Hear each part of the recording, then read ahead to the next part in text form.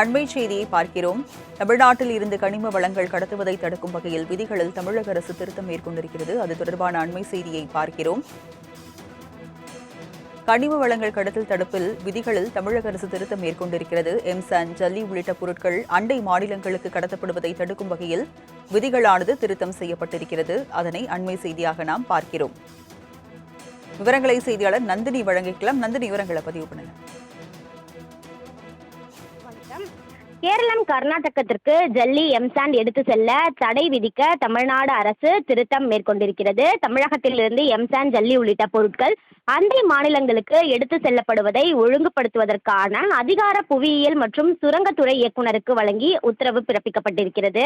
குறிப்பாக தமிழ்நாட்டில் தயாரிக்கப்படும் எம்சாண்ட், ஜல்லி, கருங்கல் உள்ளிட்டவை அண்டை மாநிலங்களுக்கு அதிக அளவில் எடுத்து செல்லப்படுவதால் தமிழ்நாட்டில் கட்டுமான பணிகளுக்கு தேவையான பொருட்களுக்கு தட்டுப்பாடு ஏற்படுவதாக புகார் இருந்தது. அதன் அடிப்படையில் தமிழகத்திலிருந்து அண்டை மாநிலங்களுக்கு எடுத்து செல்லப்படக்கூடிய கட்டுமான பணிகளுக்கு தேவைப்படக்கூடிய பொருட்களை ஒழுங்குபடுத்துவதற்கான அதிகாரத்தை புவியியல் மற்றும் சுரங்கத்துறை இயக்குநருக்கு வழங்கி தமிழ்நாடு அரசு அரசுதல் வெளியிட்டிருக்கிறது. அது மட்டுமல்லாமல் அதே நேரத்தில் இந்த பொருட்கள் போதுமான அளவில் இருப்பதை உறுதி செய்ய வேண்டும் எனவும், தேவைப்படும் பட்சத்தில் அண்டை மாநிலங்களுக்கு இப்பொருட்கள் எடுத்து செல்வதற்கு தற்காலிக தடை விதிக்கலாம் எனவும் தமிழ்நாடு அரசின் தரப்பில் தெரிவிக்கப்பட்டிருக்கிறது. அந்த வகையில்தான் அந்த விதிகளில் திருத்தம் மேற்கொண்டு தமிழ்நாடு அரசு தற்போது அரசுதல் வெளியிட்டுள்ளது குறிப்பிடத்தக்கது. விவரங்களை வழங்கியதற்கு நன்றி நந்தினி.